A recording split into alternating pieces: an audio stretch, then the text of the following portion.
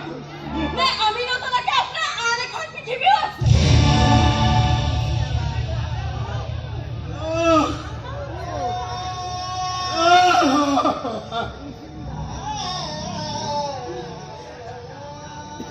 সেইখন ঘৰলৈ আহোঁতে মই খালী হাতেৰে আহিছিলোঁ আৰু আজিও মই খালী হাতেৰে যাবলৈ ওলাইছোঁ কেৱল মই ভগৱান পূজা কৰা মা